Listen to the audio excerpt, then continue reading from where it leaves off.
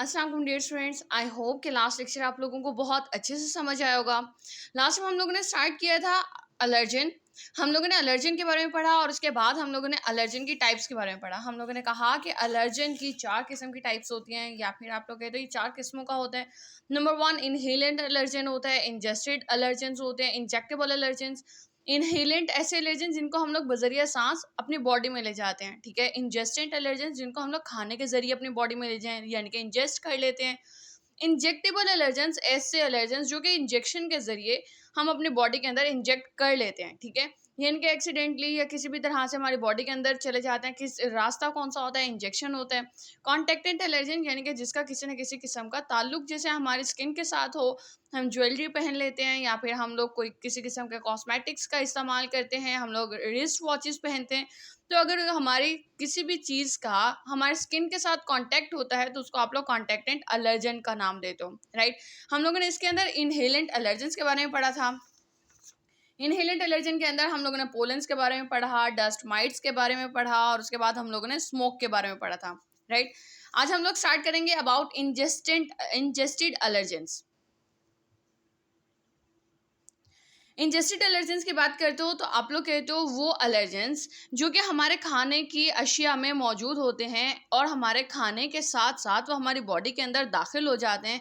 यानी कि जब कभी हम लोग खाएंगे उस आलूदा खाने को, तो वो एलर्जेंस जो है वो हमारे खाने के साथ हमारी बॉडी के अंदर इंजेस्ट हो जाते हैं, खाने के साथ वो दाखिल हो जाते हैं, वो हमारे फूड पार्टिकल्स के साथ, यानी कि खाने के ज़रात के साथ।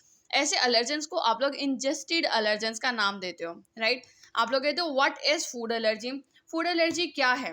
Food allergy is an abnormal response, यानी कि एक एबनॉर्मल रेस्पॉन्स है, एक रद्द-ए-अमल है हमारी बॉडी का किसी भी मखसूस खाने के लिए, ठीक है। सर्टेन फूड, ये नहीं है कि हर खाने से ही इंसान को एलर्जी होगी। अगर हाँ वो एलर्जिक है तो ऐसा नहीं है कि वो हर खाने से ही एलर्जिक हो जाएगा, राइट। तो आप लोग क्या कहते हो? आप लोग कहते हो फूड एलर्जी जो है वो एक नॉर्मल रेस्पॉन्स है, या फिर आप कहते हो एक गैर ज़रूरी रद्द अमल है हमारी बॉडी का किसी भी मखसूस खाने के खिलाफ। अब वो खाना कुछ भी हो सकता है। आप लोग कह सकते हो इंसान को मूंगफली से एलर्जी हो सकती है, इंसान को दूध से एलर्जी हो सकती है, किसी को गंदम से एलर्जी होती है। और ये चीज़ जानना बहुत ज़्यादा अहम है क्या, कि आप लोग कहते हो कि आपके फूड एलर्जी बहुत मुख्तलिफ है फूड इंटॉलरेंस से। फूड इंटॉलरेंस क्या होता है? इंटॉलरेंस होता है यानी कि किसी किस्म के खाने को हजम ना कर पाना, ठीक है। कुछ लोगों का स्टमक जो होता है वो स्पेसिफिक फूड्स को हजम नहीं कर पाता, राइट। आप लोग कहते हो कि वो दूध उसके अंदर उसके बॉडी में डाइजेस्ट नहीं हो पाता, या फिर आप लोग कहते हो किसी कुछ लोग जो होते हैं वो गोश्त को सही से हजम नहीं कर पाते, डाइजेस्ट नहीं कर पाते। तो आप लोग कहते हो कि ये जो फूड इंटॉलरेंस है, it is a different thing from food allergy. Food allergy के अंदर हमारा कुव्वत मुदाफ़त यानी कि इम्यून सिस्टम जो है वो इन्वॉल्व होता है, जबकि जो फूड इंटॉलरेंस है इसके अंदर हमारा कुव्वत मुदाफ़त इन्वॉल्व नहीं होता, ठीक है। फूड इंटॉलरेंस क्या है? बदहज़मी का होना, ठीक है, खाने से बदहज़मी को पैदा होना। फिर आप लोग बात करते हो यानी कि वो खाने जिससे अमूमन फूड मोस्ट ऑफन कॉज वजह बनते हैं फूड एलर्जी की, यानी कि वो खाने या वो अशिया खाने की जो कि ज़्यादातर किसकी वजह बनते हैं? एलर्जी की वजह बनते हैं। और आप लोग कहते हो अप्रॉक्सीमेटली यानी कि करीब करीब 90% जो है of all food allergies are caused by the following 8 foods, यानी कि करीब करीब जो 90% फूड एलर्जी है वो उसकी वजह क्या होती है? उसकी वजह है दर्ज झेल 8 खाने। कौन कौन से? आप लोग बात करते हो नंबर 1 मिल्क की, यानी कि दूध की बात करते हो। फिर आप लोग कहते हो अंडों से होती है, कुछ लोगों को व्हीट गंदम से होती है, कुछ लोगों को सोयाबीन से होती है, कुछ लोगों को ट्री नट्स यानी कि जो अखरोट वगैरह ये हमारे जो मेवा जात होते हैं उनसे होती है, कुछ लोगों को पीनट्स मूंगफलियों से होती है, कुछ लोगों को फिश या शेल फिश से होती है, यानी कि हमारे ये जो आबी मखलूक है उनसे कुछ लोगों को एलर्जी होती है।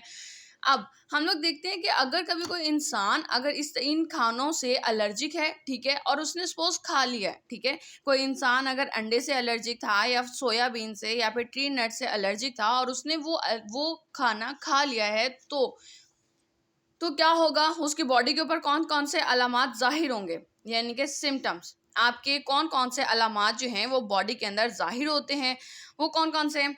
आप लोग बात करते हो कि जब कभी अगर आप लोगों को एलर्जी हो जाती है तो उसके अलामात ज़ाहिर हो जाते हैं within minutes to an hour यानी कि मिनटों से एक घंटे के अंदर अंदर उसके अलामात जो हैं वो जाहिर हो जाते हैं खाना खाने को निगलने के बाद, राइट।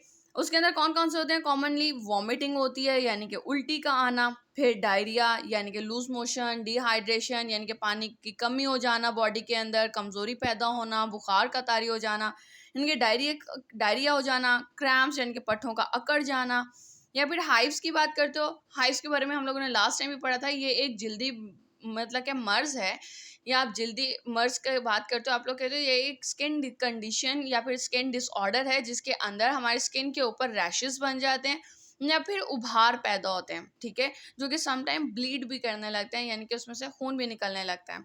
अच्छा, फिर स्वेलिंग हो जाती है, सोजिश पैदा हो जाती है स्किन की। फिर आप लोग कहते हो एक्जिमा हो जाता है, ये भी एक जल्दी मर्ज है जिसकी वजह से हमारे स्किन के ऊपर पैचेस पैदा होते हैं, समटाइम्स मतलब कि फोड़े बनने लग जाते हैं जो जिसमें खारिश भी होती है और वो भी ब्लीड करने लगते हैं। फिर etching and swelling of the lips, tongue and mouth यानी कि खारिश होना या फूल जाना हमारे लिप्स का यानी कि होंठों का या फिर जुबान का या फिर मुंह का। फिर खारिश होना या फिर टाइटनेस यानी कि जकड़न पैदा होना गले में, या फिर डिफ़िकल्टी इन ब्रीदिंग यानी कि मुश्किल से या फिर दिक्कत के साथ सांस ले पाना, वीजिंग खरखराहट की आवाज़ पैदा होना, या फिर लोअर्ड ब्लड प्रेशर यानी कि ब्लड प्रेशर का कम हो जाना। ये वो अलामात हैं कि जब कभी किसी इंसान को फूड एलर्जी थी, ठीक है, और उसने वो खाने खा लिए, ठीक है, वो खाना खा लिया जिससे वो एलर्जिक था, तो उसके ऊपर जो अलामात जाहिर होंगे वो ये अलामात हैं, राइट। राइट, इसके बाद हम लोग बात करते हैं इंजेक्टेबल एलर्जेंस की। इंजेक्टेबल एलर्जेंस की आप लोग बात करो तो आप लोग कहते हो ऐसे एलर्जेंस जो कि दाखिल होंगे इंजेक्शन के ज़रिए। अब वो इंजेक्शन आपकी अद्वियात का भी हो सकता है, ठीक है, आप लोग कहते हो कि किसी भी दवा का, अगर आप लोग किसी भी दवा से आप एलर्जिक हो, ठीक है, और इंजेक्शन के ज़रिए आपने उसको अपने बॉडी के अंदर में दाखिल हो गया, ठीक है, या फिर किसी भी कीड़े का स्टिंग यानी कि डंक, ठीक है, अगर वो डंक के ज़रिए आपकी बॉडी के अंदर दाखिल हो गया है और आप उससे एलर्जिक थे, तो कौन कौन से अलामात ज़ाहिर होते हैं? आप लोग कहते हो इचिंग एंड हाइव्स यानी कि खारिश होना, या फिर इचिंग या फिर हाइव्स पैदा होना यानी कि स्किन का फूल जाना, और फिर उसका उभार पैदा होना जिल्द का, या फिर दाने बन जाना over most of the body, आपकी तकरीबन तकरीबन पूरी बॉडी के ऊपर। फिर आप लोग कहते हो swelling of the throat and tongue यानी कि ज़ुबान का या फिर गले का सूज जाना, डिफ़िकल्टी इन ब्रीदिंग यानी कि सांस लेने में दिक्कत पैदा होना, and chest and tightness in chest और सीने में जकड़न पैदा होना। फिर कहते हो डिजीनेस यानी कि चक्कर आना, शॉक सदमा होना, या फिर लॉस ऑफ कॉन्शियसनेस यानी कि होश व हवास का खो बैठना, ठीक है। देन हॉर्स वॉइस यानी कि आवाज़ का बैठ जाना, ठीक है, आवाज़ ना निकलना, बैठ जाना, और स्वेलिंग ऑफ द टंग या फिर आप कहते हो कि ज़ुबान का फूल जाना, राइट। कॉन्टैक्ट एलर्जेंस की बात करते हो, ऐसे एलर्जेंस जो कि किसी किस्म के कांटेक्ट के साथ, लाइक आप लोग कहते हो स्किन के ऊपर आप लोगों ने किसी किस्म की कॉस्मेटिक्स को अप्लाई किया है, या फिर आप लोग कहते हो कि आपने स्किन के ऊपर रिस्ट वॉच पहनी या ज्वेलरी पहनी हुई थी, या फिर आपने किसी किस्म कोई इंसान पेट से, पालतू जानवरों से अगर एलर्जिक था और उसने वो पेट उठा लिया, गोद में ले लिया उसने, ठीक है, तो क्या होगा, वो एलर्जी पैदा करेगा, ठीक है, और उस एलर्जी को हम लोग वो जो ज्वेलरी, कॉस्मेटिक्स और पेट्स हैं, उन एलर्जन को हम लोग कॉन्टैक्ट एलर्जेंस या कॉन्टैक्टेंट एलर्जेंस का नाम देते हैं, राइट। इसके अंदर हम लोग बात करते हैं कि that what is an animal allergen. अगर तो एनिमल एलर्जन की वजह से हो तो एनिमल एलर्जन होता क्या है? आप लोग कहते हो मुख्तलिफ किस्म के मुख्तलिफ किस्म के एलर्जेंस आपके एनिमल्स के अंदर पाए जाते हैं, ठीक है, यानी कि पालतू जानवर जो कि हमारे घरों में मौजूद होते हैं, कुछ लोगों को उन जानवरों से एलर्जी होती है, ठीक है। तो आप लोग क्या कहते हो? आप लोग कहते हो बहुत सारे एनिमल्स भी हैं जो कि वजह बनते हैं, कॉमन कॉज हैं यानी कि आम वजह हैं किसके, एलर्जिक रिएक्शंस के, ठीक है। और आप लोग कहते हो वो होता किस वजह से है? क्यों? क्योंकि उन एनिमल्स के अंदर एक मखसूस किस्म का प्रोटीन पाया जाता है जो कि वजह बनता है एलर्जी का। और ये प्रोटीन आपके एनिमल्स में, आपके पालतू जानवरों में कहाँ कहाँ मौजूद होता है? ये मौजूद होता है आपके जानवरों के स्किन में, उनके डेंडर्स में, स्लाइवा में और यूरिन में। स्किन की बात करें तो आप कहते हो लाइक उनके जिल्द के ऊपर वो प्रोटीन्स मौजूद होते हैं। या फिर आप लोग बात करते हो डेंडर्स की।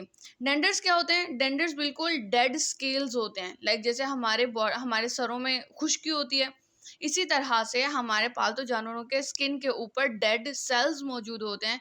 और जब कभी वो उसके ऊपर अपने नेल्स के साथ ऐसे स्क्रैच करते हैं, खुरचते हैं, तो वही डेड सेल्स जो हैं वो फ्लेक्स की सूरत में, इनके कत्तलों की सूरत में बिल्कुल डैंड्रफ की तरह उतर के उनकी स्किन पे से और उनके बालों के ऊपर चिपक जाते हैं। और जब कभी हम लोग उसको अपनी गोद में उठाते हैं, ठीक है, पालतू जानवर को, लाइक बिल्ली है या फिर आप डॉग की बात करते हो, आप लोग जब कभी उसको गोद में उठाते हो तो आपकी स्किन के ऊपर आके मीन स्किन के साथ कांटेक्ट होता है, और वो क्या करेगा, फिर वो स्किन के ऊपर एलर्जी पैदा करेगा, ठीक है। और वो जो डेड सेल्स हैं जो कि खारिज करने के साथ उनके बालों में आके जुड़ जाती हैं या चिपक जाती हैं या ठहर जाती हैं, उन सेल्स को आप लोग क्या कहते हो? डेंडर्स, ठीक है, एनिमल डेंडर्स।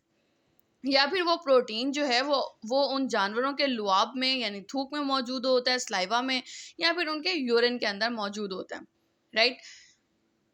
अच्छा, आज हम लोगों ने एलर्जेंस की टाइप्स पढ़ी थी, हम लोगों ने मुकम्मल कर लिया। हम लोगों ने इसके अंदर इंजेक्टेबल एलर्जेंस के बारे में पढ़ा और कॉन्टैक्ट एलर्जेंस के बारे में पढ़ा था, और इसके बाद हम लोगों ने इंजेस्टेड एलर्जेंस के बारे में पढ़ा था, यानी कि वो एलर्जेंस जो कि हम लोग खाने के ज़रिए इसको हम अपने बॉडी के अंदर ले जाते हैं। यानी कि हम लोगों ने आज अपने टाइप्स ऑफ एलर्जेंस और एलर्जेंस के टॉपिक को कंप्लीट कर लिया। आज का लेक्चर यहीं तक था। नेक्स्ट टाइम हम लोग इंशाल्लाह इसका मैकेनिज्म स्टार्ट करेंगे। आई होप कि ये लेक्चर आप लोगों को समझ में आया होगा।